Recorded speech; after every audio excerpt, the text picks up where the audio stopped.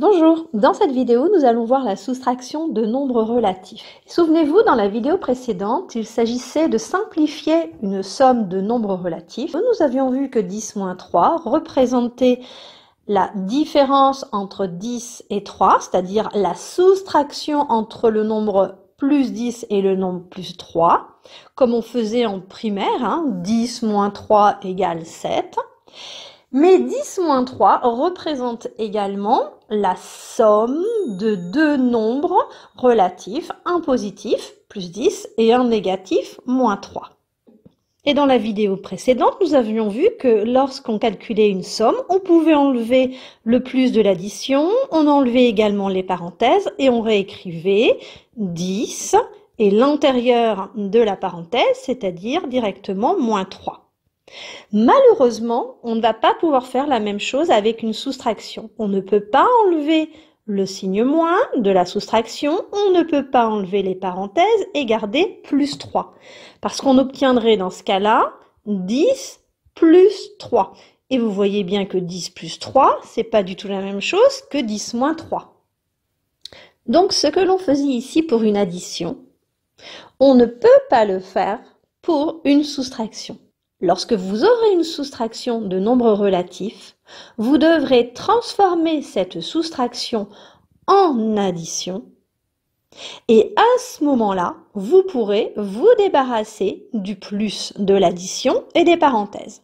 Mais attention, lorsque vous transformez la soustraction en addition, regardez le nombre dans la parenthèse.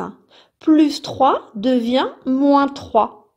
Plus 3 et moins 3, ce sont des nombres opposés. Ils ont la même distance à 0 et des signes contraires. Donc, lorsque je soustrais un nombre, cela revient à ajouter l'opposé de ce nombre. Donc, au lieu d'écrire moins plus 3, j'écrirai plus moins 3. Et ensuite, à ce moment-là, je pourrai enlever les plus et les parenthèses. Un premier exemple. J'ai ici plus 6 moins plus 8. Il s'agit d'une soustraction, puisque je le signe moins ici, et le résultat d'une soustraction, c'est une différence. Donc, je peux parler de différence ou de soustraction. J'ai dit tout à l'heure que je ne pouvais pas enlever le moins et les parenthèses et garder plus 8. Je suis obligée de transformer la soustraction en addition et de prendre l'opposé du nombre qui était entre parenthèses. Plus 6 entre parenthèses, on va s'écrire 6. Le moins de la soustraction sera transformé en addition.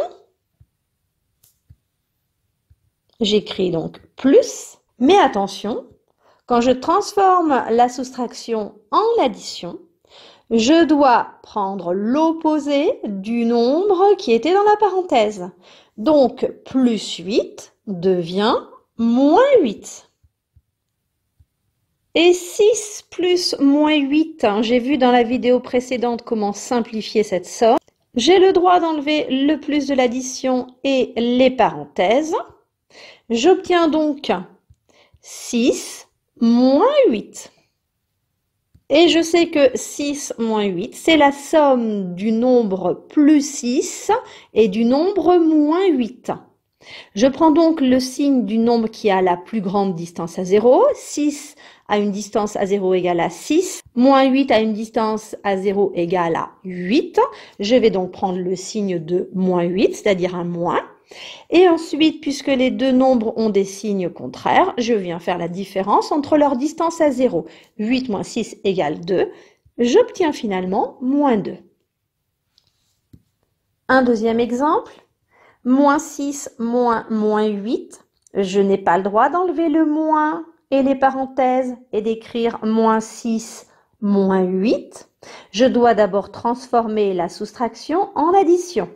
Je vais donc écrire moins 6 plus, puisque la soustraction devient une addition, et je prends ensuite l'opposé de moins 8, c'est-à-dire j'écris plus 8. À présent, je peux enlever le plus de l'addition et les parenthèses et garder le nombre qui est dans la parenthèse. J'obtiens donc moins 6 plus 8. C'est-à-dire le nombre moins 6 plus le nombre plus 8. J'obtiendrai plus 2. Un troisième exemple, moins 6 moins plus 8. Je n'ai toujours pas le droit d'enlever le moins et les parenthèses sans modifier 8.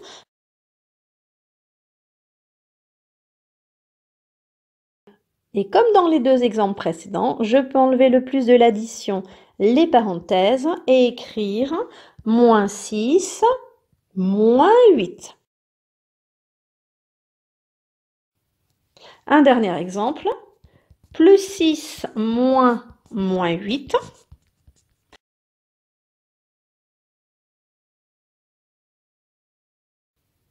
Donc vous voyez ici, à chaque fois que j'avais une soustraction, j'ai transformé la soustraction en addition, mais j'additionne l'opposé du nombre qui était ici. Donc, je soustrais plus 8. Cela revient à ajouter l'opposé, c'est-à-dire moins 8. Lorsque je soustrais moins 8, cela revient à ajouter l'opposé, plus 8. Et une fois que j'ai obtenu des additions, ici, des sommes, je peux enlever le plus de l'addition, les parenthèses, et réécrire le nombre qui est dans la parenthèse. Donc 6 plus moins 8, c'est écrit 6 moins 8. Alors au début, lorsque vous allez avoir à calculer des soustractions, vous devez respecter ces deux étapes. D'abord, transformer les soustractions d'addition et ensuite simplifier l'addition et calculer donc la somme que l'on obtient. Mais vous pouvez vous rendre compte déjà qu'en fait, vous pouvez passer directement de cette soustraction à cette étape simplifiée ici. En faisant comment? Eh bien, j'enlève le signe moins ici, la soustraction, mais je ne garde pas plus 8, je prends son opposé. Donc, plus 6 moins plus 8 va s'écrire plus 6, j'enlève le moins et j'écris moins 8. C'est ce que j'ai trouvé ici, 6 moins 8.